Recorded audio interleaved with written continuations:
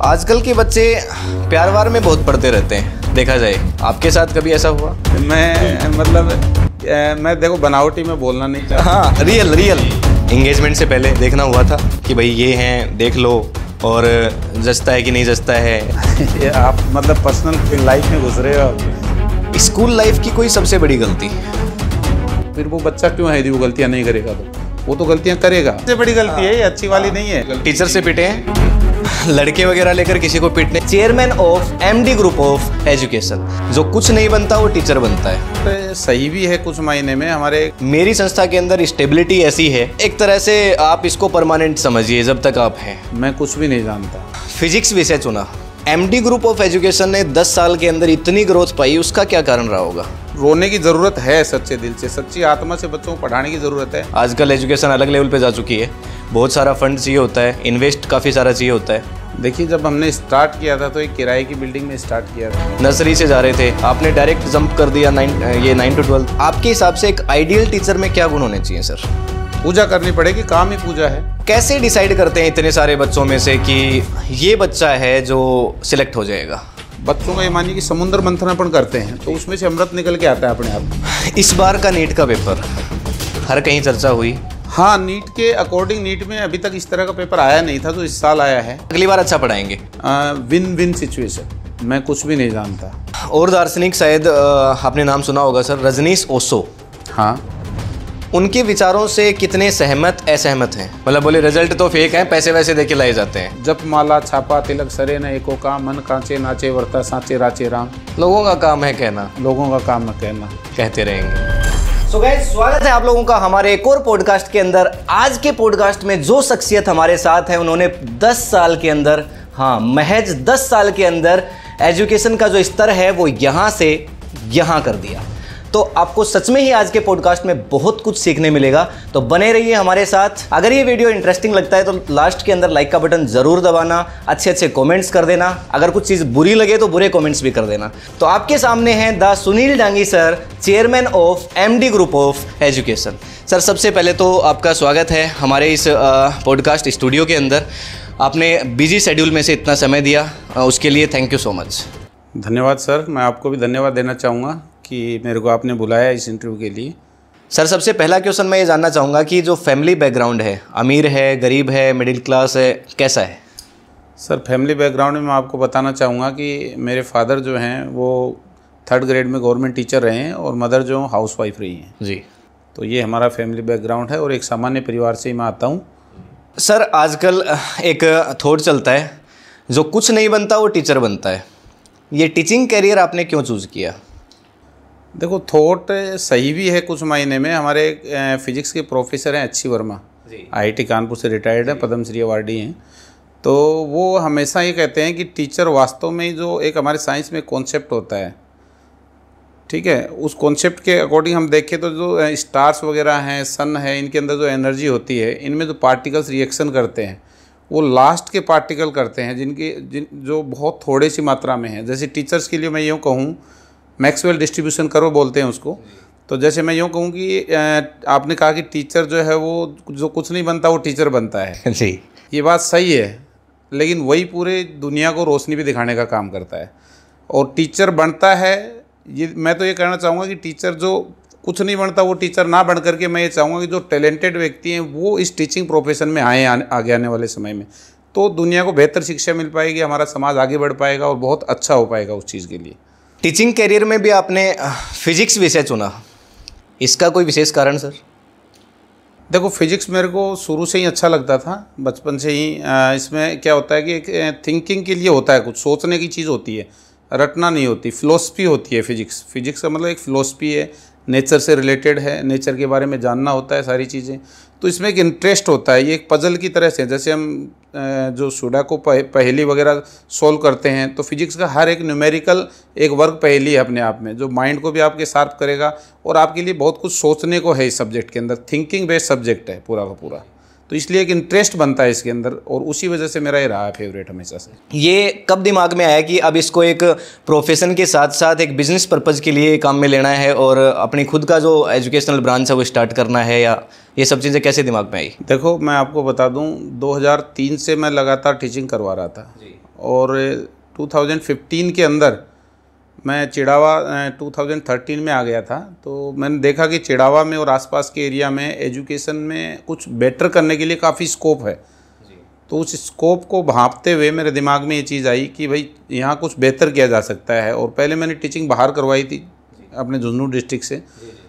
तो उस समय मैंने ये देखा यहाँ करके कि वो जो सारी चीज़ें हैं वो अपन उसको काफ़ी बेहतर करवा सकते हैं। यहाँ पे काफ़ी स्कोप है, काफ़ी गैप है एजुकेशन के अंदर, और वो मेरे को मिला भी और उसका रिजल्ट भी मिला। जी हाँ, तो मतलब एक गैप आपने वापा और उसके अंदर आपने फिट किया। जी, वैसे पढ़ा तो सभी रहे हैं, एक तरह से देखा जाए तो सभी पढ़ा रहे हैं, और मतलब लेकिन फिर भी एमडी ग्रुप ऑफ एजुकेशन ने 10 साल के अंदर इतनी ग्रोथ पाई, उसका क्या कारण रहा होगा? देखो 10 साल के अंदर एमडी ग्रुप ऑफ एजुकेशन ने जो ग्रोथ पाई है उसके पीछे मेहनत ही एक कारण है, और ईमानदार और सच्ची मेहनत उसके पीछे एक कारण है। जी, क्योंकि आप वो एक कहते हैं ना कि यदि आप सच्चे दिल से रोते हो तो फूटी आंख से भी आंसू निकलता है। जी, तो वो रोने की ज़रूरत है सच्चे दिल से, सच्ची आत्मा से बच्चों को पढ़ाने की ज़रूरत है, उनके लिए मेहनत करने की ज़रूरत है, उनके लिए समर्पण करने की ज़रूरत है। और यदि उनके लिए समर्पित होकर के आप काम करते हो तो निश्चित रूप से यही काम नहीं, किसी भी काम को आप करोगे तो ग्रोथ मिलेगी ही मिलेगी। पहली बार सर कुछ भी अपन शुरू करते हैं, खासकर अगर एजुकेशन की बात करें, आजकल एजुकेशन अलग लेवल पे जा चुकी है, बहुत सारा फंड चाहिए होता है, इन्वेस्ट काफ़ी सारा चाहिए होता है। कैसे देखते हैं सर इन चीज़ों को? क्या स्टार्टिंग में इतना सब इन्वेस्टमेंट और ये सब कैसे अरेंज किया? चैलेंजेस, फिर कॉम्पिटिटर्स थे मार्केट में, कैसे मतलब इसको आप एक बड़े स्केल पे लेकर के गए? देखिए, जब हमने स्टार्ट किया था तो एक किराए की बिल्डिंग में स्टार्ट किया था। एक नर्सिंग होम की बिल्डिंग थी डालमिया स्कूल के सामने। जी, वहाँ पे हमने इसको स्टार्ट किया था, और वहाँ से हमें इतना अच्छा रिस्पॉन्स मिला, फर्स्ट ईयर में ही हमारे बिल्डिंग में डबल शिफ्ट में हमें बच्चों को बिठाना पड़ा था। तो इतना अच्छा रिस्पॉन्स हमें मिला उस चीज़ का, तो जो कि बहुत ही मैं कहूँगा कि चिड़ावा के लोगों का इतना स्नेह है और विश्वास हमें मिला। पहली साल हमने डबल शिफ्ट में स्कूल को चलाया था, और हमने 9th से 12th स्टार्ट किया था पहली साल। तो 9th से 12th स्टार्ट किया, उसमें बहुत अच्छा क्रेज मिला, अच्छा रिस्पॉन्स मिला, अच्छी फैकल्टी हमने रखी।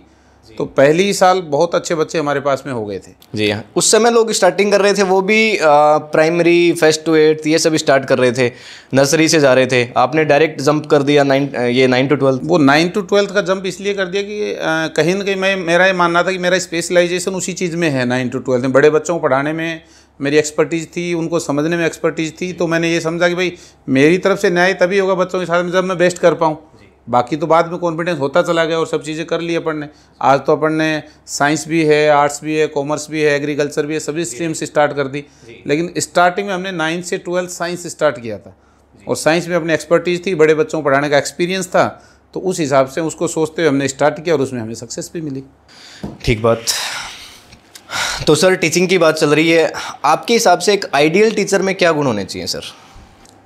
आइडियल टीचर में ये गुण होने चाहिए मेरे हिसाब से। पहली चीज़, आप बच्चों को जब पढ़ा रहे हो तो उन बच्चों की आत्मा को भांपते हुए कि ये बच्चे मेरे हैं, और उनकी मतलब उनकी, मैं क्या बताऊँ आपको, जो आत्मा, जो शब्द बोल रहा हूँ उसके अंदर घुस कर के आप ईश्वर की शक्ति को मान करके या प्रकृति की शक्ति को मान करके पूरा डेवोटी होकर के उनके लिए काम करो।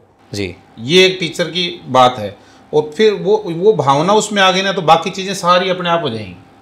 बाकी चीज़ें जैसे उसका सब्जेक्ट का प्रिपरेशन है, लेक्चर प्लानिंग करनी है, क्या करवाना है, कैसे करना है, तो वो उस आत्मा से जुड़ कर के कि हमारे अंदर भी एक आत्मा है। ये थोड़ी सी फिलोसफिकल बात लगेगी आपको, जी। लेकिन हमारे अंदर भी एक आत्मा है और बच्चे के अंदर भी एक आत्मा है, और उस आत्मा का आत्मा से जुड़ाव होकर के हम पढ़ा रहे हैं उस समय, उस तरीके से हम पढ़ा रहे हैं। तो वो वाली जो चीज़ बढ़ती है, उसके बाद सारी चीजें बाकी अपने आप आ जाती है। जी, जैसे हमें गाड़ी ड्राइव करनी है रोड के ऊपर, तो क्लच भी लेना है, ब्रेक भी लेना है, गियर भी डालना है, वो साइड चीजें हैं, बस हमारा फोकस ये रखना है गाड़ी को चलाना है।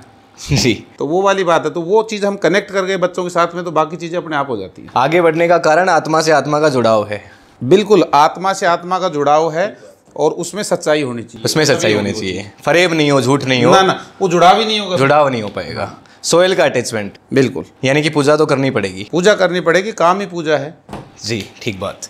गीता में भी लिखा है कर्म ही पूजा है। कर्म ही पूजा सबसे बड़ी बात है। गीता की टैगलाइन है कि कर्म करे जाओ और फल की इच्छा मत करो। फल तो अपने आप देगा। हाँ, फल अपने आप आएगा ही आएगा, 100% आएगा। आपने स्टार्टिंग में मेरे से पूछा था कि भाई सक्सेस नहीं मिले तो मेहनत करने के बाद, ऐसा हो ही नहीं सकता कि मेहनत करने के बाद सक्सेस नहीं मिले। और सक्सेस यदि नहीं भी मिलेगी तो आपको बहुत सारे अनुभव होंगे उस फेलियर के बहुत सारे एक्सपीरियंस आपके पास होंगे, तो वो कहीं दूसरी जगह अटैच हो जाएंगे, वो डॉट्स कनेक्ट होकर के वो चीज़ वहाँ काम आएगी आपकी। जी हाँ, जीरो पे नहीं रहेंगे आप। जीरो पे नहीं रहेंगे, वो आपको लगेगा कि मैं फेलियर हो गया, लेकिन कहीं ना कहीं आपने बहुत कुछ हासिल कर लिया उस चीज़ से। तो वो हासिल कर लिया, वो कहीं और अटैच होकर के वो मल्टीप्लाई होकर के आ जाएगी एक साथ ही। तो सर JEE पढ़ा रहे हैं, नीट पढ़ा रहे हैं, मेंस एडवांस JEE के अंदर भी, कैसे डिसाइड करते हैं इतने सारे बच्चों में से कि ये बच्चा है जो सिलेक्ट हो जाएगा? नहीं, ऐसा कुछ भी डिसाइड नहीं करते हैं। ऐसा डिसाइड करेंगे तो बाकी बच्चों का क्या होगा जी। ऐसा डिसाइड नहीं करते हैं। डिसाइड बच्चों को हमें मैंने बताया ना, सबको इक्वली ट्रीट करते हैं, पढ़ाएंगे सबको। अब बच्चों को प्रिपरेशन करवा रहे हैं, तैयारी करवा रहे हैं। अब बच्चे, उनमें से कुछ बच्चे बहुत अच्छा मेहनत करते हैं, कनेक्ट हो जाते हैं, जुड़ जाते हैं। कुछ बच्चे मॉडरेट मेहनत करते हैं, कुछ बच्चे थोड़ी कम भी करते हैं। सभी तरह के बच्चे होते हैं। हमारी कोशिश ये रहती है कि वो बेस्ट से बेस्ट कर पाएँ जी उसके अंदर। अब उसमें अपने टेस्ट चलते हैं, हर 15 दिन से टेस्ट होता है, फिर मंथली टेस्ट होते हैं, फिर लास्ट में जब सिलेबस कंप्लीट हो जाता है तो टेस्ट सीरीज चलती है, उनकी रेगुलर टेस्ट सीरीज चलती हैं, अल्टरनेट डे पे टेस्ट सीरीज चलती हैं, फिर पर डे टेस्ट सीरीज चलती हैं। तो उनमें बच्चे निखर करके सामने आते हैं कि किसी की कैपेबिलिटी, एनालिटिकल कैपेबिलिटी बढ़िया है, किसी की थ्योरेटिकल बढ़िया है, किसी की कैसा स्किल बढ़िया है, तो किसी की कोई चीज़ की कमी है तो उसको दुरुस्त करने का अपन प्रयास करते हैं। और वो सारी चीज़ें करने के बाद वो एक तरीके से बच्चों का ये मानिए कि समुद्र मंथन अपन करते हैं, तो उसमें से अमृत निकल के आता है अपने आप। तो वो वाली स्थिति रहती है। तो जो बच्चे उसमें से कैलिबर निकल के आता है उस दौड़ में, कोई फर्स्ट रैंकर बनता है, कोई सेकंड होता है, कोई बीच में रहता है, कोई हो सकता है कि उस पर्टिकुलर एग्जाम में सक्सेस उसको ना मिले, लेकिन वहाँ से जो अनुभव उसने हासिल किया है वो उसको जीवन में आगे तो ज़रूर बढ़ाने में योगदान करेगा, निश्चित रूप से। तो ये सारे जितनी भी चीज़ें होती हैं इनको एग्जामाइन करने के बाद और फिर समझ में आता है कि हाँ ये बच्चा है सटीक, जिसके ऊपर अब आगे अपने को और मेहनत करनी चाहिए। नहीं, पर्टिकुलर बच्चे पे मेहनत की नहीं जाती जितेश जी। मैं आपको बताऊं कि बच्चे, आपने देखा भी होगा कि अपने या संस्था में सुना भी होगा कि ये नहीं कि हमने कोई 4 बच्चों को पकड़ करके अलग से मेहनत कराएं, अलग से स्पेशल ट्रीटमेंट दे रहे हैं, ऐसा है भी नहीं कहीं भी। हाँ, ये ज़रूर रहता है कि बच्चों के बैच जो हैं अपन जो अच्छी परफॉर्मेंस दे रहे हैं उन बच्चों का बैच अलग कर देते हैं, जो थोड़ी कम परफॉर्मेंस दे रहे हैं उनकी बैच अलग कर देते हैं, लेकिन फैकल्टी सेम रहती है उनके अंदर। और जो उसको करने का रीज़न क्या है, उसको करने का रीज़न भी ये है कि भाई जैसे एक बच्चा, बहुत टैलेंटेड बच्चे हैं, 30 स्टूडेंट्स हैं, बहुत फास्ट करना चाह रहे हैं, बहुत एक्स्ट्रा कर सकते हैं, और उनके साथ में दूसरे बच्चों को अपने बिठा रखा है। तो यदि हमने फास्ट के अकॉर्डिंग करवाया टीचर ने, हाँ वो पकड़ नहीं पाएगा। एक दिन में मान लो कि 20 न्यूमेरिकल्स करने की कैपेसिटी है और उसकी जगह 40 करवा रहे हैं टीचर्स, तो वो पकड़ नहीं कर पाएगा। वो एवरेज बच्चा जो है वो कहेगा मेरे तो कुछ समझ में नहीं आ रहा, मेरे उसके लिए वो घातक हो जाएगी वो चीज़। और यदि एवरेज के हिसाब से हमने पढ़ा दिया तो जो टैलेंटेड बच्चा है उसके लिए नुकसानदेह हो जाएगी। तो मैं इसको यूँ कहता हूँ कि भाई डॉक्टर साहब जो हैं वो बीमार बच्चे को क्या कहते हैं कि भाई इसको दूध दलिया देना, दूध बिस्किट देना, लेकिन ये थोड़ा ठीक हो जाए तो इसको रोटी भी देने लग जाना, फिर चाहे इसको हलवा भी खिलाना मजबूत हो जाए तो। और बैच रीसफल होते रहते हैं। अच्छा परफॉर्मेंस कर रहा है वो अच्छे वाले बैच में आ जाता है बच्चा जो कर सकता है, अदरवाइज दूसरे बैच में थोड़ा स्लो चलेगा सिलेबस, लेकिन टीचर्स और फैकल्टी वही रहती हैं सारी की सारी, फैकल्टी और दोनों ही बैचेज से सिलेक्शन भी होते हैं। ठीक बात। इस बार का नीट का पेपर हर कहीं चर्चा हुई, मुश्किल था और सबसे मुश्किल विषय फिजिक्स को कहा गया। हाँ, नीट के अकॉर्डिंग, नीट में अभी तक इस तरह का पेपर आया नहीं था जो इस साल आया है, तो नीट के अकॉर्डिंग तो यही कहा जाएगा कि पेपर काफ़ी टफ था जी। लेकिन उसको एनालिसिस करें, आप देखें तो मुश्किल से 4-5 क्वेश्चन ही ऐसे थे जो उसमें टफ थे। टफ कहूँ या JEE मेंस लेवल के कहें या लेंथ ही कहें, टफ तो नहीं कह सकते हम, लेंथ ही कह सकते हैं। टफ तो सिर्फ एक क्वेश्चन ठीक ठाक था जो थोड़ा सा प्रॉपर सोल्व करें तो JEE एडवांस लेवल का है, अदरवाइज वो डायमेंशन एनालिसिस से करें तो विदिन 2 मिनट भी हो जाता है वो कंप्लीट, 1-1.5 मिनट में ख़त्म हो जाएगा। लेकिन हम प्रॉपर सोल्व करके उसका आंसर निकालें। एक सरफेस टेंशन का क्वेश्चन था जो एक कोड में शायद फर्स्ट क्वेश्चन ही था, तो उस क्वेश्चन का प्रॉपर सॉल्यूशन करें तो वो JEE एडवांस लेवल का था। बाकी 4-5 क्वेश्चन और थे जो थोड़े लेंथी थे, JEE मेंस लेवल के थे, अदरवाइज पेपर ठीक था। लेकिन वही होता है, JEE एडवांस का पेपर भी आता है तो टफ से टफ पेपर भी आता है। उसके अंदर मैं आपको बताना चाहूँगा कि मैक्सिमम 40% क्वेश्चन ही टफ आते हैं, लेकिन उस 40% का इनपुट होने की वजह से बाकी जो 60% रह गए बच्चा पहचान नहीं पाता कि कौन सा क्वेश्चन करूं कौन सा नहीं करूं। हाँ, बच्चा होच-पोच हो जाता है उस सिचुएशन के अंदर, और वही पजल वाली सिचुएशन यहाँ पे हुई है फिजिक्स में जी।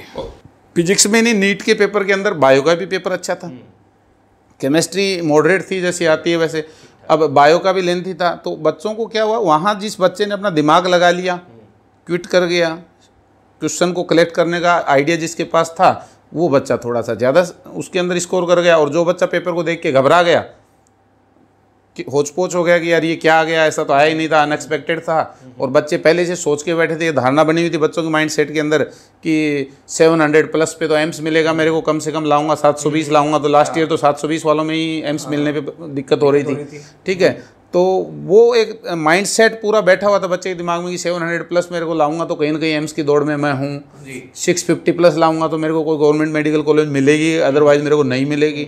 और अब वो कट ऑफ जा करके आ रही है 500 पे। 500 तक हो जाएगा? हाँ बिल्कुल, 500 तक हो जाएगा। और मैंने अपने मैं चैनल पे दिखा सकता हूँ अभी भी आपको कि सबसे पहले मैंने जिस दिन पेपर हुआ था उसी दिन इवनिंग में मैंने बच्चों को डाल दिया था ग्रुप के अंदर कि हाँ, वीडियो भी डाला था मैंने, टेक्स्ट भी डाल दिया था कि बच्चों घबराने की ज़रूरत नहीं है, कट ऑफ काफ़ी कम जाएगी। मेरे हिसाब से जो कट ऑफ है वो 520 प्लस माइनस 20 मार्क्स जाएगी, ये मैंने उसी दिन डाल दिया था। और उस दिन लोग, बड़ी बड़ी कोचिंगों के लोग भी ये कह रहे थे, ऑनर भी जो फिजिक्स पढ़ाते हैं और हैं, तो वो ये कह रहे थे कि पहले कट ऑफ 650 जाएगी, फिर नाइट में वीडियो डाला 11 बजे की 600 पे कट ऑफ जाएगी, फिर दूसरे दिन मॉर्निंग में 11 बजे, तीसरे दिन तक तय कर रहे थे। हाँ, तीसरे चौथे दिन तक आते आते वो 500 पे आ गए वापस फिर से। और बहुत सारे टीचर्स, पढ़ाने वाले जो टीचर्स थे, उन्होंने ये कहा कि इस बार हम स्तर सुधारेंगे, इस बार हम अच्छा नहीं पढ़ा पाए थे, अगली बार अच्छा पढ़ाएंगे। बिल्कुल नहीं, लेवल तो अच्छा लेगी, और ये अच्छी बात है, पेपर टफ आना भी चाहिए। इस तरह का पेपर आना, पहले ऐसे ही आते थे। एम्स का जो पेपर आता था सेम वैसे ही क्वेश्चन थे, उसे एक क्वेश्चन को मैं थोड़ा सा छोड़ दूं, लेकिन वो भी डायमेंशनली इजीली हो रहा है। लेकिन बाकी पेपर जो था एम्स में ऐसे ही क्वेश्चन आया करते थे। अब लोगों को ध्यान नहीं है, वो डरा छूट गया पहले वाला एम्स वाला। जब हम पहले एम्स वाले बच्चों को पढ़ाते थे तो वही क्वेश्चन आते थे, उसी लेवल के क्वेश्चन आया करते थे। हाँ, नीट में थोड़े कम आते थे, लेकिन 2019 से पहले की जो नीट थी उसमें भी ठीक ठाक क्वेश्चन आया करते थे। अब 2019 से लेकर के 24 के बीच में जो क्वेश्चंस आए हैं ना, वो काफ़ी इजी आ गए। टिक मार्क वाले क्वेश्चन आने लगे, वन गो वाले क्वेश्चन आने लगे, तो बच्चों को टीचर्स ने पढ़ाया भी उसी लेवल का, बच्चों ने भी माइंडसेट उसी लेवल का कर लिया, और वो अनएक्सपेक्टेड चीज़ आई, उससे ये सारा घालमेल हो गया। बाकी बच्चों को चिंता करने की ज़रूरत नहीं है, सिलेक्शन तो रैंक से होना है, मार्क्स से थोड़ी होना है। उनको तो जितने 55,000 स्टूडेंट लेने हैं तो वो लेने ही हैं, इनमें से लेने पड़ेंगे। पर वैसे ये कह सकते हैं कि अपन एनडीए ने इस बार भ्रम तोड़ दिया है कि अब आगे एनसीईआरटी लेवल का पढ़ के नीट करना चाह रहे हो तो शायद नहीं हो पाएगा। हाँ नहीं, नीट एनसीईआरटी सर मैं आपको बताऊँ बहुत अच्छी बुक है जी।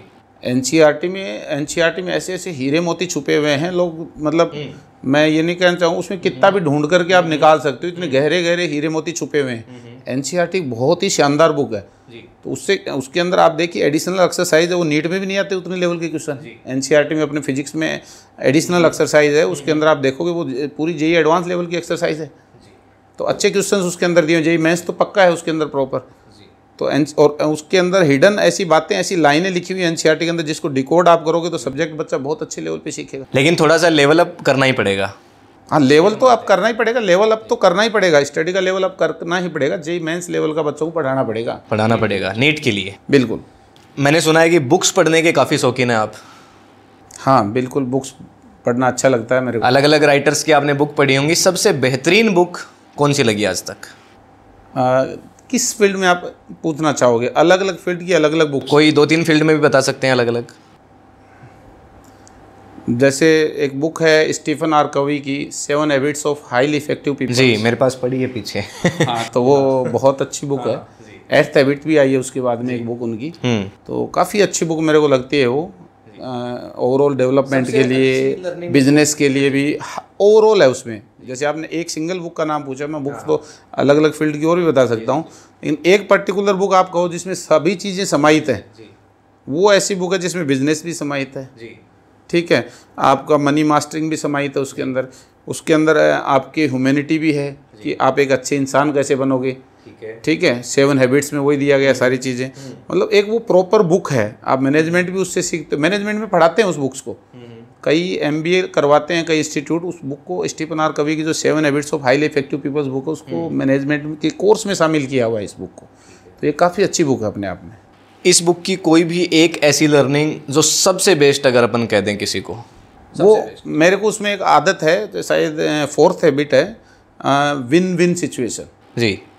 कि यदि आप कोई भी काम करो तो विन विन वाला करो। तो आप देखो उसमें कोई भी, हम जैसे मेरे को आपसे कोई बिजनेस करना है या कोई कॉन्टैक्ट करना है या कोई भी बातचीत करनी है, तो उसके अंदर क्या होगा, या तो आप जीत जाओ या मैं जीत जाऊं, हाँ, एक तो ठीक है, एक जीतेगा।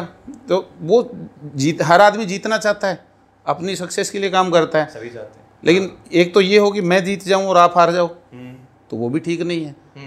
और एक ये है कि आप जीत जाओ मैं हार जाऊं, वो भी गलत है। और आप भी हार जाओ और मैं भी हार जाऊं, कुछ ऐसी हो जाए कंट्रोवर्सी उस चीज़ के अंदर, हमको बिजनेस कर रहे हैं, तो वो भी गलत है। सबसे बेस्ट डील क्या होती है? दोनों की जीत जाए, आपको भी बेनिफिट हो उस चीज़ में, मेरे को भी बेनिफिट हो, तो विन विन की सिचुएशन होती है। ऐसे तो उसमें सारी हैबिट्स बहुत बढ़िया हैं, लेकिन एक ये बात मेरे को ध्यान आई, मैंने आपको बता दी। ओके सर, अभी एज क्या होगी सर इस वक्त? मेरी एज अप्रॉक्सीमेट 40 मान लीजिए आप। 40। स्कूल लाइफ की कोई सबसे बड़ी गलती जो लगता है कि नहीं करनी चाहिए थी? स्कूल लाइफ की सबसे बड़ी गलती तो मैं आपको क्या बताऊंगा। उस समय मेरे को ये लग रहा था कि ये लगता है कि मेरे को वापस पढ़ने का मन करता है कि वापस स्कूल लाइफ मेरे को मिले और मैं वापस उस तरीके से पढ़ पाऊँ जी। ये तो हो गई अच्छी वाली गलती, लेकिन एक सबसे बड़ी गलती है ये, अच्छी वाली नहीं है। ये तो ऐसा हो गया ना कि भाई हाँ, अपने को सबसे बड़ी गलती है कि वापस पढ़ने में मिल जाए। काश आज मेरे पास जो बुद्धि है और जितना भगवान ने दिया है दिमाग, उस हिसाब से सोचता हूँ, तो अब आज मेरे को वापस वो पढ़ने को मिल जाए। वो गजल है ना कि मुझे लौटा दो मेरा वो बचपन, वो कागज़ की कश्ती और वो नाव, वो तो वो वाली बात है। मैं उस कॉन्टेस्ट में जानना चाह रहा हूँ कि भाई जहाँ मतलब पिटाई खाने की नौबत आ गई थी। नहीं, ऐसा तो कोई विशेष नहीं हुआ, कोई ऐसी गलती तो छोटी मोटी हुई होंगी तो मेरे को ध्यान भी नहीं है। हाँ, बड़ी रही होती तो ध्यान होती। छोटी गलतियाँ देखो बच्चे करते ही हैं, पनिशमेंट भी मिलता ही था उस समय, लेकिन ऐसी कोई विशेष नहीं है कि बहुत कोई ड्रास्टिक गलती। टीचर से पिटे हैं? हाँ बिल्कुल पिटे हैं, खूब। हाँ पिटे थे हैं, सभी की पिटाई हो जाती थी। हाँ, पहले वाला समय अलग था, अब दूसरा समय है। बिल्कुल ठीक है। उस समय तो टीचर्स क्या थे, टीचर्स को देवतुल्य मानते हैं, आज भी मानते हैं, लेकिन उस समय भी मानते थे। टीचर्स खूब पिटाई कर देते थे बच्चों की, और फिर घर पे आके शिकायत बता दी टीचर की तो घर वाले और पीट देते, और पिटाई होगी। ये चीज़ें होती थी। लड़के वगैरह लेकर किसी को पीटने गए? नहीं, ऐसा कभी नहीं हुआ। ऐसा कभी नहीं हुआ? ठीक है। कॉलेज लाइफ में भी नहीं? नहीं, कभी नहीं हुआ ऐसा, क्योंकि ऐसे संस्कार कभी मिले ही नहीं थे घर से। इस तरह की 10-12 लोगों के लीडर कभी नहीं रहे? ना, ऐसी चीज़ें। वैसे लीडर रहे, मतलब लड़कों के नहीं रहे? उसमें बदमाशी वाली चीज़ों में नहीं किया कभी। ना। ठीक बात। ठीक है, मतलब नहीं, अगर रहे हैं तो बता सकते हैं? नहीं, बिल्कुल बता देता मैं निश्चित रूप से बता देता। हाँ, क्योंकि लोग जानना चाहते हैं कि भाई सब कुछ मतलब अच्छा। उसमें बताने में कहाँ हर्ज है? हो सकता है मेरे में लाख बुराइयां रही होंगी कभी, तो हो सकता है वो सुधारी नहीं जा सकती। क्या गांधी जी ने अपनी बुक के अंदर खुद इतनी बुराइयां अपनी स्वीकार की हैं। एक टॉपिक है थोड़ा सा ज़रूरी है जिसको डिस्कस करना। आजकल के बच्चे प्यार वार में बहुत पढ़ते रहते हैं, देखा जाए। आपके साथ कभी ऐसा हुआ? आप ऐसी चीज़ें पूछना चाह रहे हो कैमरे पे मेरे से कि मैं मतलब मैं देखो बनावटी में बोलना नहीं चाहता। हाँ, रियल और रियल ये है, तो मैं आपको क्या बताऊं उस चीज़ का, क्या जवाब? मतलब जितना बता सकते हैं उतना बताएं। मैं कुछ भी नहीं बताना चाहूँगा इस पर कुछ नहीं बताना चाहेंगे? ठीक है, मतलब लेकिन फिर भी अगर थोड़ा सा अगर हो जाए। देखो, जो बच्चे की एक एज होती है, मतलब यस और नो बता सकते हैं। मैं आपको बता रहा हूँ कि जो बच्चे की जो एज होती है 10th 12th की जो एज होती है, इस एज के अंदर हार्मोनल चेंज होते हैं बच्चे के अंदर, किसी भी बच्चे के अंदर होते हैं, और हमें उन बच्चों को थोड़ा सा डील भी करना पड़ता है। आज भी अपने सामने बच्चे आते हैं इस तरह के, तो ये एज ही ऐसी होती है कि कहीं भी अट्रैक्शन हो सकता है, किसी का भी ना हो, लेकिन उसको डील करना हम पेरेंट्स की जिम्मेदारी है, हम टीचर्स की जिम्मेदारी है, तो उसको उस हिसाब से हमें देखना चाहिए। बाकी ये तो एक नेचुरल चीज़ है, नेचर अपना वो दिखाएगी चीज़ें। और हमारी गीता भी ये कहती है कि देखो, आप तस्वीर कभी देखी हो तो घोड़े की लगाम थामे, 7 घोड़ों की लगाम थामे कृष्ण जी बैठे हैं, तो वो यही कह रहे हैं, और वो 7 घोड़े अलग अलग डायरेक्शंस में जा रहे हैं, तो वो यही बताते हैं कि आपके विषय विकार जो हैं वो आपको अलग अलग चीज़ों में लेके जाएंगे, लेकिन उनकी लगाम आपको अपने हाथ में रखनी है, कंट्रोल आपको अपने हाथ में रखना है। तो वो कंट्रोल मेरा बचपन से ही अपने ऊपर रहा है, इस तरह की कोई चीज़ें कभी नहीं रही है। हाँ, मतलब लेकिन जो एक हार्मोनल इफेक्ट है वो सामान्य है? वो सामान्य है, सभी के लिए है। ठीक है, बिल्कुल। तो वाइफ हैं समित मैडम, अरेंज मैरिज? बिल्कुल अरेंज मैरिज। ठीक है। एंगेजमेंट से पहले देखना हुआ था कि भाई ये हैं, देख लो, और जचता है कि नहीं जचता है? आप मतलब पर्सनल लाइफ में घुस रहे हो अब क्वेश्चंस के माध्यम से। देखिए, ये पहले ये हमारा रिश्ता जो हुआ था जी सुमित मैडम का और मेरा, तो उसमें ये था कि हमारे गांव में सत्संग चला करता था राधा स्वामी का, और उनकी फैमिली भी आती थी और हमारी फैमिली भी रहती थी। और तब ऐसे मतलब एक दूसरे को हमारा देखा हुआ था, फैमिली आती थी, और फिर वो ही चीज़ उस रिलेशन में बदल गई जी। हमारे पेरेंट्स ने उस चीज़ को एग्री किया, कर लिया, और वो इस रिलेशन में बदल गई। एक सबसे बड़ी दिक्कत आती है यूथ को अकेलापन, और यूथ उसके कारण बड़े गलत रास्तों के अंदर भी जाता है, नशा और बहुत सारी चीज़ें। कैसे दूर करें सर एक सही रास्ते पर चलते हुए? हाँ बिल्कुल, ये एक बहुत ही अच्छा और जायज़ क्वेश्चन है आपका कि यूथ जो है वो नशे के अंदर है, और इसकी डायरेक्शंस जो हैं वो मैं कहूँगा कि घर से भी बहुत सारी चीज़ें डिपेंड करती हैं। जैसे हम लोग संस्था चलाते हैं तो हमें पता है कि क्या होता है। कई बार जैसे कोई बच्चा गलत रास्ते पे जा रहा है, घर वालों को हमने सूचना दी, इन्फॉर्म किया कि भाई बच्चा कुछ गलत हरकत में है या ऐसा है, तो किसी के पेरेंट्स तो उस पर तुरंत एक्शन लेकर उसको रिकवर करते हैं, कंट्रोल करते हैं। किसी के पेरेंट्स जो होते हैं वो कहते हैं कि नहीं जी हमारा बच्चा ऐसा हो ही नहीं सकता, आप कैसे कह रहे हो वैसे। तो वो जहाँ वो दूसरे वाली सिचुएशन आती है, सेकेंड वाली सिचुएशन, वहाँ वो प्रवृत्तियाँ थोड़ी बढ़ जाती हैं। फिर दूसरी चीज़ें बच्चों की संगति ऐसे हो जाती है, तो हमें बच्चे को मॉनिटर करना होगा।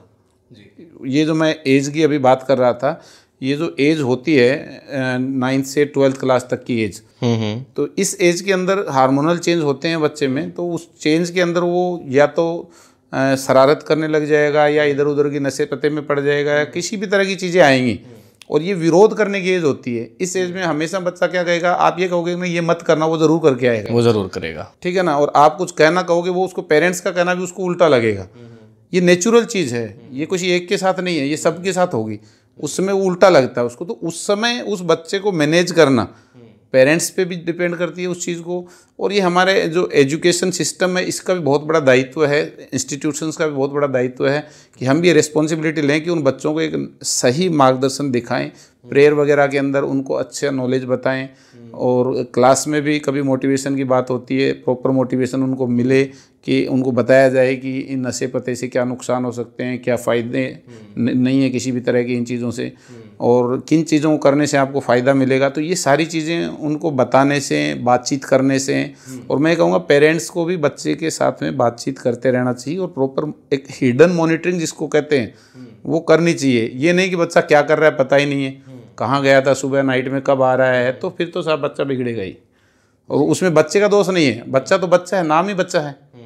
फिर वो बच्चा क्यों है यदि वो गलतियां नहीं करेगा, तो वो तो गलतियां करेगा, लेकिन उसकी गलतियों को हमें मॉनिटर करना है, उसको सही रास्ते पे लाना है।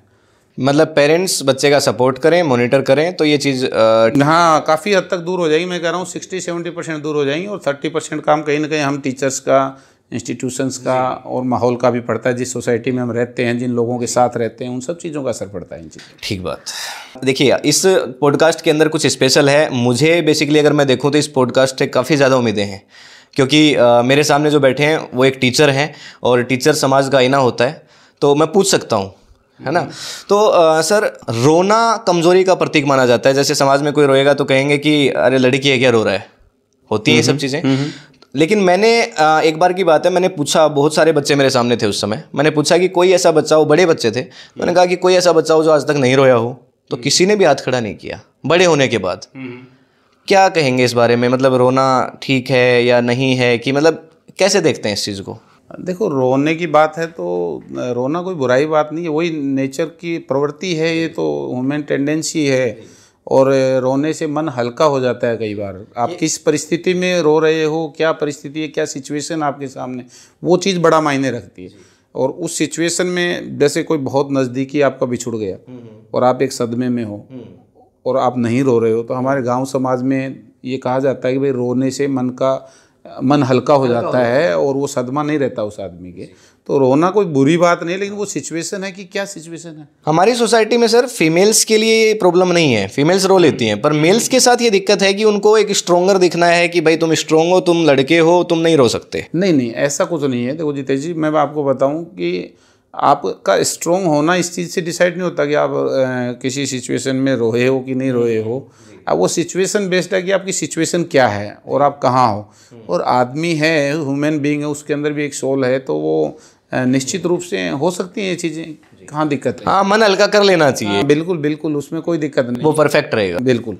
कोई आपके आइडियल टीचर जिन्हें आप आइडियल मानते हैं? एच.सी. वर्मा जी, तो अगला सवाल इसी पे है कि आप एच.सी. वर्मा सर से मिले? बहुत बार मिला हूँ, वर्कशॉप्स किए हैं उनके साथ में मैंने। IIT कानपुर में भी मिला हूँ, कई जगह मिला हूँ, जयपुर में भी मिला हूँ, कई जगह मिला हूँ। क्या बिहेवियर है, क्या चीज़ें उनमें अच्छी लगी, एडवांटेज, मतलब जो उसके उनके करेक्टर्स में से जो चीज़ें आप देख पाए कि ये बेस्ट है? सर सबसे best character down to earth है। आज भी वो क्लास लेते हैं, लेक्चर लेते हैं, नंगे पैर क्लास लेते हैं। इतने डाउन टू अर्थ, हम्बल और इतने नेचुरल हैं। मतलब उनसे आप पढ़ोगे फिजिक्स को तो देखोगे, सीखोगे तो आपको ऐसे लगेगा कि मतलब एक जादू सा कर देते हैं, एक ओरा बना लेते हैं अपने चारों ओर, और वो एक सिंपल बातों को ऐसे घुस करके पकड़ते हैं अपने सामने जो बच्चा रहता है और जो ऑडियंस रहते हैं उनको। तो वो चीज़ तो आप देखोगे तो फील करोगे। लेकिन सबसे उनकी जो एक नेचर आपने पूछी वो है डाउन टू अर्थ। वो इतने हम्बल हैं कि वो मतलब IIT के प्रोफेसर होते हुए 6th 7th 8th क्लास के स्टूडेंट्स को पढ़ा देते हैं। और बहुत सारे वीडियोज़ उनके देखने को मिलेंगे आपको इस तरह के। हाँ, छोटी क्लासेस के बच्चों को पढ़ाते हैं, 6th 7th 8th वालों को पढ़ाते हैं वो आराम से। तो इतने डाउन टू अर्थ हैं।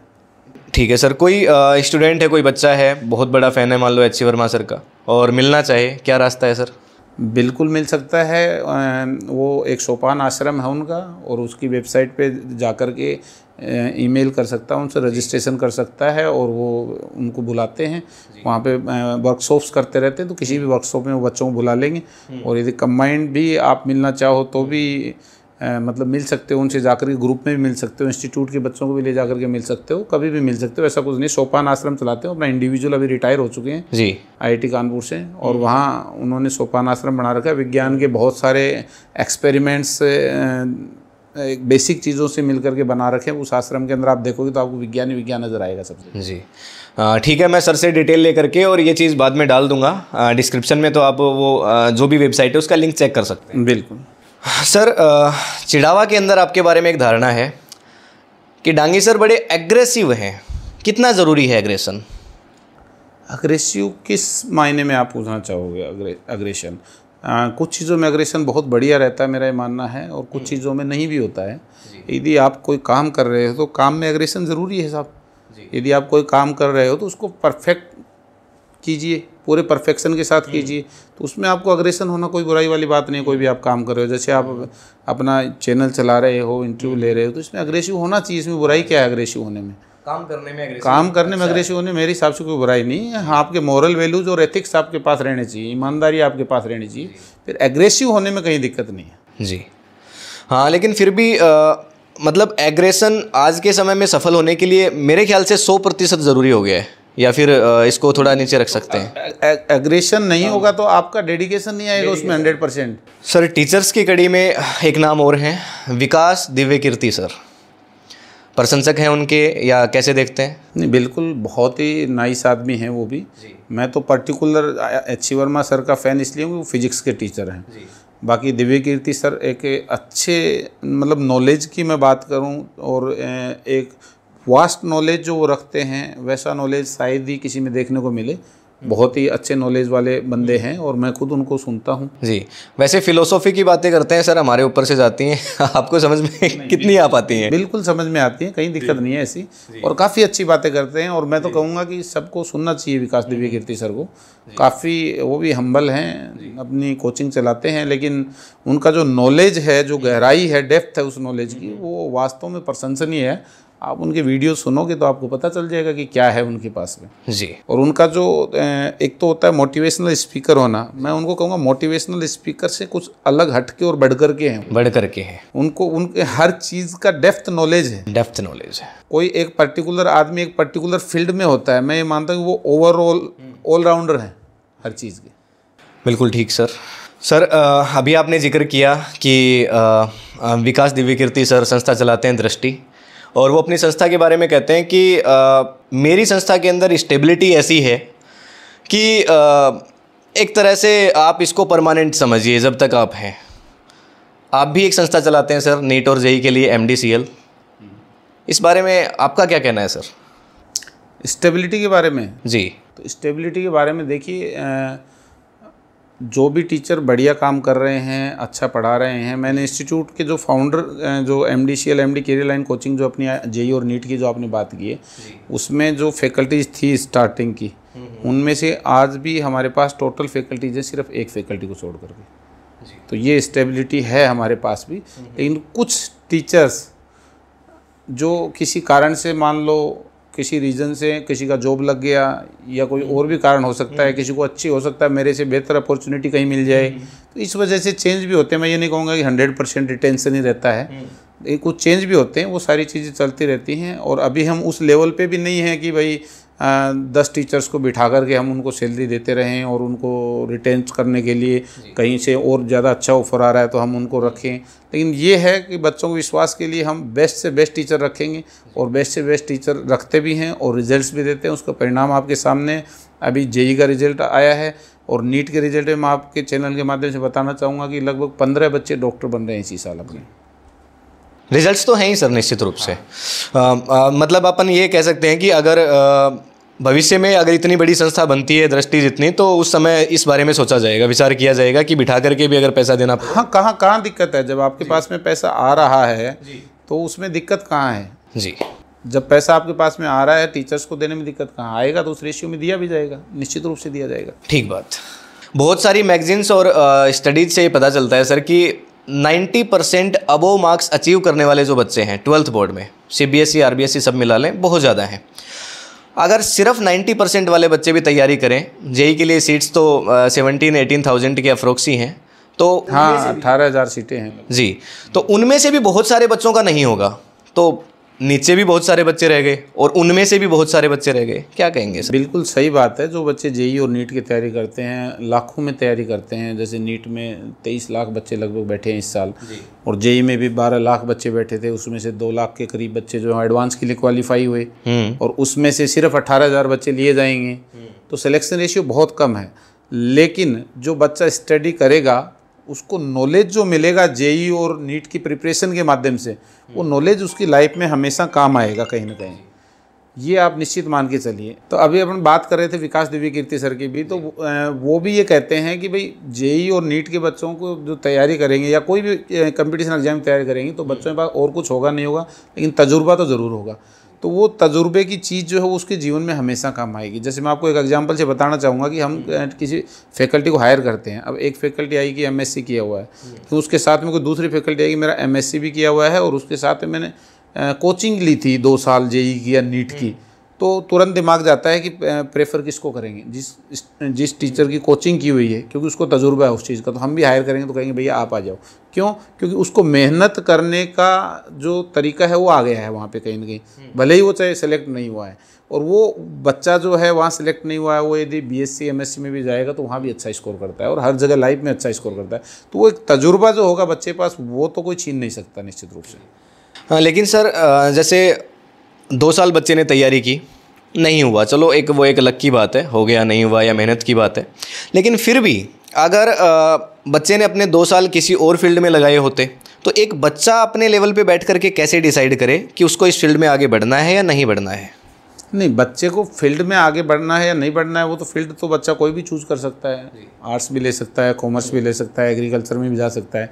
अपने पास एग्रीकल्चर सब्जेक्ट भी है, सारे सब्जेक्ट्स हैं अपने पास भी हैं, और कोई भी लॉ में भी जा सकता है, कहीं भी जा सकता है। बच्चे पास हज़ारों ऑप्शन रहते हैं, स्पोर्ट्स में भी जा सकता है। वो तो उसकी इंटरेस्ट पे, हॉबी पे डिपेंड करता है। और मैं यही कहूँगा कि किसी बच्चे को चूज़ करना है यदि किसी सब्जेक्ट को, तो वो सब्जेक्ट चूज़ करना चाहिए जिसमें उसका इंटरेस्ट हो। और लाइफ में भी प्रोफेशन वो चूज़ करना चाहिए जिसमें उसका इंटरेस्ट हो, क्योंकि ताकि उसको वो काम जब करेगा तो उसको वो काम नहीं लगेगा, उसको वो हॉबी लगेगी कि मैं मेरी हॉबी पूरी कर रहा हूँ। लॉन्ग टर्म के लिए अच्छा रहेगा। लॉन्ग टर्म के लिए अच्छा है। और टारगेट एक बार चूज कर लिया, उस पर लग जाओ, चाहे वो हल्का है चाहे भारी है। मैं कह रहा हूँ आप किसी भी लेवल पे अचीवमेंट हासिल कर सकते हो। जी सर, एक वक्तव्य में आपने कहा था कि एक बहुत बड़े संस्थान ने MDCL के लिए कुछ ऑक्शन किया, बोली लगाई। हाँ बिल्कुल, ऑक्शन तो नहीं कहूँगा, उन्होंने रखी हमारे सामने शर्त कि नॉर्थ इंडिया का सबसे बड़ा इंस्टीट्यूट है कोचिंग, और नाम ले सकते हैं अपन? नहीं, नाम नहीं लेंगे अपन, नाम लेना उचित नहीं रहेगा जी, समझना पड़ेगा। हाँ, तो सब समझते हैं उसको, नॉर्थ इंडिया का सबसे बड़ा कोचिंग है, अपने राजस्थान में भी सबसे बड़ा कोचिंग है वो, तो समझ जाएंगे सबसे बड़ी संख्या वाला। तो उन्होंने ये कहा कि भाई आप हमारे साथ या तो टाई अप कर लीजिए या हमें इसको दे दीजिए। तो बिल्कुल हमने डिनाई कर दिया कि हमारा सपना पैसे कमाना नहीं है, वो एक साइड की जॉब हो सकती है, लेकिन फर्स्ट प्रायोरिटी नहीं है। फर्स्ट प्रायोरिटी हमारे एरिया के स्टूडेंट्स को, बच्चों को एजुकेशन देना है और हमारे एरिया को डेवलप करना है। आज अपना इंस्टीट्यूट है, और भी इंस्टीट्यूट खुल रहे हैं चिड़ाव में। मैं चाहूँगा बहुत सारे इंस्टीट्यूट्स खुलें, क्योंकि वो एक कहावत है ना कि सब्जी मंडी में बिकती है। अभी कोचिंग इंडस्ट्री की सब्जी मंडियाँ 2 हैं, एक कोटा है और एक सीकर है राजस्थान के अंदर। तो मैं चाहता हूँ कि चिड़ाव भी एक छोटी सब्जी मंडी तो बन जाए, ठीक है, और उसके फ़ायदे सबको होते हैं। आज इंस्टीट्यूट में बच्चे आते हैं, अपने पास 2-2.5 हज़ार बच्चे पढ़ रहे हैं इंस्टीट्यूट के अंदर, एमडी के अंदर। तो वो बच्चे ऑटो भी करते हैं, रूम भी किराए पे लेते हैं, मार्केट से परचेजिंग भी करते हैं, गाड़ियों में भी जाते हैं। कितने लोगों को रोज़गार मिलता है इन सब चीज़ों से। प्रॉपर्टी के रेट्स भी बढ़ते हैं स्कूल के सराउंडिंग में, सारी चीज़ें होती हैं। तो एक चीज़ का बेनिफिट, मल्टीपल बेनिफिट्स होते हैं, पता नहीं कहाँ पे उस चीज़। तो वो चीज़ें चिड़ाव में मैं कहूँगा कि और भी कोचिंग्स आएँ और भी चीज़ें हों तो बहुत बढ़िया होंगी। फ्यूचर में भी अगर इस तरह के कोई ऑफर्स रहेंगे तो उनको नेगलेक्ट किया जाएगा? बिल्कुल 100% नेगलेक्ट किया जाएगा। क्या कोई ऐसा दार्शनिक है जिससे प्रभावित है? हाँ बिल्कुल जी, सुकरात है, बहुत अच्छे दार्शनिक हुए हैं। उनकी एक टैगलाइन है कि मैं कुछ भी नहीं जानता, मैं कुछ भी नहीं जानता। और जो ये कहता है कि मैं बहुत कुछ जानता हूँ तो वो निश्चित रूप से अज्ञानी है। उनके ये भावों से व्यक्त है। उन्होंने खुद ये कहा सुकरात ने कि मैं ऐसा व्यक्ति हूँ जो कुछ भी नहीं जानता। और वो मतलब आपको बताऊँ, उनको पढ़ोगे तो आपको पता चलेगा कि एकदम ऐसे रोड पे सो जाते थे चलते चलते, आज कहीं सो गए, आज किसी के घर सो गए, कल परसों कहीं चले गए। और लोगों से बातचीत करना, बातचीत के माध्यम से उनको नई चीज़ें बताना, जागृति देना, इस तरह का काम करते थे। और बहुत अच्छे दार्शनिक हुए, उनको पढ़ोगे तो आपको पता चलेगा उस चीज़ की। हाँ, मतलब लोग ज्ञान की तलाश में रहते हैं और हम लोग जब भी ज्ञान मिलता है कहते हैं ज्ञान मत दे। हाँ बिल्कुल, ज्ञान मत दे, लेकिन ज्ञान तो कहीं से भी मिल सकता है, छोटे बच्चे से मिल सकता है, बड़े से मिल सकता है। एक बार सुकरात का ही वाकया है। आपने पूछा क्वेश्चन, तो सुकरात से किसी बच्चे ने, नौजवान युवा ने पूछा कि सर मेरे को ज्ञान चाहिए। बोला कैसे ज्ञान चाहिए? बोला मेरे को आपके जैसा बनना है, पूरा ज्ञानी बनना है, बहुत बड़ा, तो मैं क्या करूं? तो सुकरात बोले कि सुबह नदी किनारे आ जाना भैया, मैं नहाने जाऊंगा तब। तो वो सुबह 4 बजे बुलाया और इशारा कर दिया कि आओ नदी के अंदर चलते हैं। तो वो पीछे पीछे चला गया, अभी गुरुजी बुला रहे हैं तो चलते हैं। अब उसने क्या किया कि जो ही वो गले तक पानी आया तो उसके बाल पकड़ करके उसको डुबो दिया। मैं कुछ भी नहीं जानता पानी के अंदर, और तब तक डुबोए रखा जब तक उसका शरीर नीला नहीं पड़ने लग गया, मरने वाला हो गया। और फिर निकाला तो वो एकदम बाहर निकला। बोला ये क्या था गुरुजी? बोले यही है असली ज्ञान का रहस्य। बोले क्या है इसमें रहस्य? तो बोले अब जब तुम डूब रहे थे तब तुम्हें सबसे ज़्यादा किस चीज़ की ज़रूरत थी? बोले सांस की। बोले कितनी? बोले हद से ज़्यादा, मतलब चाहिए ही वही था। तो बोले जितनी तुम्हें इस सांस की इस समय ज़रूरत थी, उतनी यदि तुम्हें ज्ञान की ज़रूरत हो जाए, ज्ञान पिपासा वैसी बन जाएगी, तो निश्चित रूप से तुम ज्ञान अर्जित कर लोगे। ये सुकरात का ही वाक्य है जी। उस तरह की ललक चाहिए जी, उस तरह की ललक होनी चाहिए जितनी सांस की ललक थी उस समय मरते वक्त आदमी को। एक और दार्शनिक, शायद आपने नाम सुना होगा सर, रजनीश ओशो। हाँ, उनके विचारों से कितने सहमत असहमत हैं? रजनीश ओशो के विचार जो हैं वो आपको अलग कसौटी पे देखने पड़ेंगे। अलग कसौटी ऐसे कि बहुत सारे विचार बहुत अच्छे भी हैं, उनके तार्किक विचार हैं, उनके तर्क हैं। रजनीश ओशो की तर्क शक्ति। और मैं आपको वन वे में आप मेरे से ये सुनो पूछना चाहो तो ये है, मेरा समर्थन है उनको कि वो एक बहुत, बिल्कुल सहमत हूँ, बहुत अच्छे दार्शनिक हैं और अच्छे तर्क थे उनके पास में। हाँ, कुछ चीज़ें उन पर कंट्रोवर्सी है, वो अपने समाज के हिसाब से उस हिसाब से है। हो सकता है वो चीज़ आज कंट्रोवर्सी है, कल को ना रहे। बहुत सारे देशों ने बैन किया उनको। हाँ, बहुत सारे देशों ने तो बैन इसलिए किया कि उनके फॉलोअर्स बहुत हो गए थे, और फॉलोअर्स बहुत हो जाने की वजह से उनको बैन किया। उन्होंने अमेरिका में तो एक अपना पूरा शहर बसा दिया था रजनीशपुरम के नाम से, तो पूरा सिटी बसा दिया। तो इतने फॉलोअर्स थे, उनको ये लग रहा था ये सत्ता परिवर्तन करने लग जाएगा कल को ये आदमी, तो इसलिए वो बैन करते चले जा रहे थे। हाँ, ये कॉन्टेस्ट है कि अगर मंदिर में भगवान होता तो सबसे अमीर भिखारी होता। नहीं, ये तो कबीर जी ने भी कहा है ना। कबीर ओशो क्यों, कबीर जी ने कहा, और कबीर जी को तो सब मानते हैं, ओशो भी तो कंट्रोवर्सी होगी। इन कबीर को तो हिंदू भी मानते हैं और मुसलमान भी मानते हैं अपने यहाँ, ठीक है। और उन्होंने दोनों के लिए कहा है। कबीर ने कहा है कि जप माला छापा तिलक सरे न एको काम, मन कांचे नाचे वर्ता सांचे राचे राम। कि वो कहते हैं कि जप माला छापा तिलक से काम नहीं होगा, ये ढोंग मत कीजिए, आप छापा लगाते हो, ये मौली पहनते हो, ये मत कीजिए। उधर मुसलमानों को उन्होंने कहा है कि ताचड़ मुल्ला बांग देत क्या बहरा हुआ खुदाई, कि खुदा बहरा थोड़ी है कि आप उसको माइक पे लगा करके उसका वो कर रहे। तो दोनों को लपेटा उन्होंने इस तरह के आडम्बरों से, और वो मैं कहीं ना कहीं कबीर का बहुत अच्छा समर्थक हूँ। तो कबीर जी ने कहा है कि भाई आप ये ढोंग क्यों कर रहे हो, और जहाँ धर्म के अंदर रंग आ जाता है, दिखावा आ जाता है, तो आपका धर्म धर्म ही नहीं है। ये आप बहुत सारे फिलोसफर्स को पढ़ोगे, नॉलेज लोगे, मेरा मानना है कि धर्म के अंदर जब दिखावा आ जाता है तो आपका धर्म खत्म हो जाता है और दिखावा शुरू हो जाता है, आडंबर शुरू हो जाते हैं। धर्म में दिखावा नहीं होता, धर्म तो आपके अंदर का है। खलु माध्यम धर्म साधनम, मंदिरों और मस्जिदों की आवश्यकता और धर्म वो है जो शरीर के अंदर से उपजे।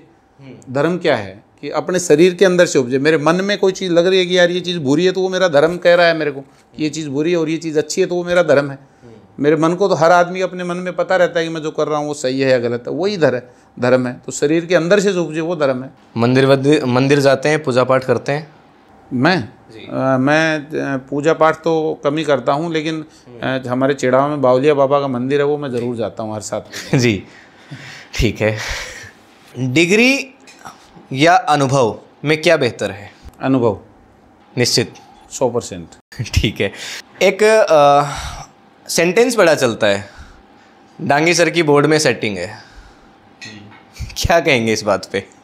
लोमड़ी के अंगूर खट्टे थे, इस बात पे आप क्या कहोगे? हाँ, मैं कुछ नहीं कह रहा, नहीं आपसे मैं पूछ रहा हूँ कि लोमड़ी के अंगूर खट्टे थे कि नहीं थे? थे, निश्चित थे। खट्टे नहीं थे, वो कह रही थी। हाँ नहीं, उसके लिए थे ना। हाँ उसके लिए थे। तो वैसे ही डांगी जी की सेटिंग है बोर्ड के अंदर। ठीक है ना, डांगी जी की जेई में भी सेटिंग है, बोर्ड में भी है, नीट में भी है, सब जगह सेटिंग है। मतलब बोले रिजल्ट तो फेक है, पैसे वैसे देके लाए जाते हैं। नहीं सर, ये बेतुक की बातें हैं। जब आप compete नहीं कर पाते हो तो आपके पास कहने के लिए कुछ रहता नहीं है। अब मार्केट में आपको अपना काम भी चलाना है। तो मैं बुरा भी नहीं मानता उन लोगों को कि जो इस तरह की बातें करते हैं, उनको करना चाहिए, उनको क्या दिक्कत है। लेकिन आजकल अपना चिड़ावा एरिया जो है, झुंझुनू जिला है, वो इतना बुद्धिमान है कि ये सब बातें समझता है। जब टैगोर स्कूल की मेरिटें आया करती थी सूरजगढ़ की, तब कहते थे मैडम की, संतोष अहलावत मैडम की सेटिंग है। फिर झुंझुनू अकेडमी की आती थी तब बोले कि मोदी जी की सेटिंग है। अब अपने मेरिटें आ रही हैं, अपने रिजल्ट्स आ रहे हैं, तो कह रहे हैं डांगी जी की सेटिंग है। लोगों का काम है कहना, लोगों का काम है कहना, कहते रहेंगे। तो सर, युवाओं के लिए कोई संदेश? युवाओं के लिए यही संदेश है कि युवा नशे पत्ते में ना पड़ करके, इधर उधर की चीज़ों में ना पड़ करके अपना एक गोल चूज कर लें, एक टारगेट। कुछ भी करना है जीवन में, वो पहले ही अर्ली एज में सेट कर लें।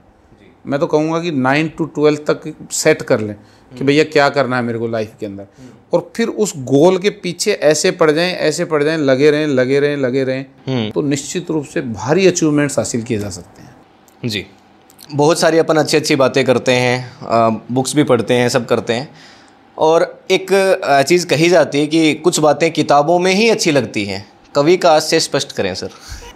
नहीं, कुछ बातें किताबों में ही अच्छी लगती हैं, ऐसा आज से मेरे हिसाब से तो कुछ है नहीं जी। जो बातें किताबों में हैं वो हमारी डेली लाइफ में भी उतरनी चाहिए, क्योंकि ये किताब जो होती है वो किसी आदमी का 40 साल का, 50 साल का, 60 साल का, 80 साल का अनुभव होता है। एक राइटर जो होता है वो लिख रहा होता है किसी बुक को, तो मान लीजिए उस राइटर की एज 50 ईयर्स है, तो वो 50 ईयर्स का उसका पूरा एक्सपीरियंस का निचोड़ उस बुक में आ जाता है। तो आपने एक तरीके से एक बुक पढ़ ली तो आपने उस 50 साल का अनुभव ले लिया उस पर्टिकुलर पर्सन का। तो इस तरह से आप बहुत सारी बुक्स पढ़ करके बहुत सारे लोगों के अनुभव हासिल कर सकते हो। इसलिए मैं ये कहूँगा कि आपने बात छेड़ दी तो मैं बताना चाहूँगा कि सभी को बुक्स पढ़नी चाहिए, सिलेबस से हटके जो अदर बुक्स हैं वो पढ़नी चाहिए, उससे बहुत ज़्यादा नॉलेज बढ़ता है, वो ज़रूर पढ़नी चाहिए सभी। जी सर, तो आपने बहुत सारे सवाल हमने आपसे करे, और एक टीचर होने के नाते भी और आपने अच्छी सूझबूझ होने के नाते भी आपने बहुत सारे अच्छे तरीके से उन सवालों के उत्तर आपने दिए, और हमें भी आपसे बहुत कुछ सीखने को मिला। उम्मीद है ये पॉडकास्ट जो बच्चे देख रहे होंगे, यूथ देख रहा होगा, उसे भी यहाँ से खूब प्रेरणा मिलेगी, वो भी आगे बढ़ने के बारे में सोचेंगे। आपने हमें अगेन इतना कीमती समय दिया, उसके लिए हम दोबारा आपका एक बार धन्यवाद करते हैं। जीवन में आप जो ऊंचाइयां चाह रहे हैं वहां तक आप पहुंचें, और वहां तक पहुंचने के बाद फिर से हम एक पॉडकास्ट करें, हम ये भी चाह रहे हैं। कुल जितेश जी, आपका भी बहुत बहुत धन्यवाद मैं करना चाहूँगा, और सभी दर्शकों का भी बहुत बहुत धन्यवाद करना चाहूँगा। और मैं पूरे चिड़ावा और झुंझुनू ज़िले के लोगों से भी मैं आभार व्यक्त करता हूं कि हमारा इतना सहयोग सब लोग करते हैं जुड़ करके। और मैं चाहूँगा कि आपका जो चैनल है कॉन्सेप्ट्स अनफोल्डर, वो भी खूब ग्रोथ करे, सभी लोग इसको सब्सक्राइब करें और लाइक करें यदि आपको पसंद आता है। सर बड़ी अच्छी मेहनत कर रहे हैं और एक नया कंटेंट इन्होंने स्टार्ट किया है जो इंटरव्यू लेने का है, तो मैं चाहूँगा कि आप भी खूब सफलता की ऊंचाइयों को छुएं, हमारी यही शुभकामनाएं। ये मैंने कहने के लिए नहीं कहा था। नहीं, आप कैसे कहोगे, ये तो मैं कह रहा हूँ। ये सर कहने के लिए तो अपनी कोई भी बात नहीं हुई जी। ये है, आपने क्वेश्चंस भी मेरे से पूछे हैं, तो कोई प्री डिसाइडेड कोई क्वेश्चन नहीं पूछा आपने। आपके अपने क्वेश्चंस हैं जो मेरे से पूछे, मैंने उनको बेबाकी से जवाब दिया है। जो जैसा मैं जानता था, मेरा अनुभव था, वो दिया, मैंने शेयर किया। ठीक है सर। तो गाइज आज के पॉडकास्ट के अंदर इतना ही। होप करते हैं कि बहुत कुछ आपने सीखा होगा। अगर पूरा पॉडकास्ट आपने देख लिया है तो निश्चित रूप से कुछ सीख करके आप यहाँ से जाएंगे। जितना हो सकता है इसको शेयर कर दें। जो भी कुछ इस पॉडकास्ट के अंदर अच्छा या बुरा लगा नीचे कमेंट्स करें। जल्द ही मिलेंगे एक और नए पॉडकास्ट के अंदर एक और शख्सियत के साथ। तब तक के लिए जय हिंद, जय भारत।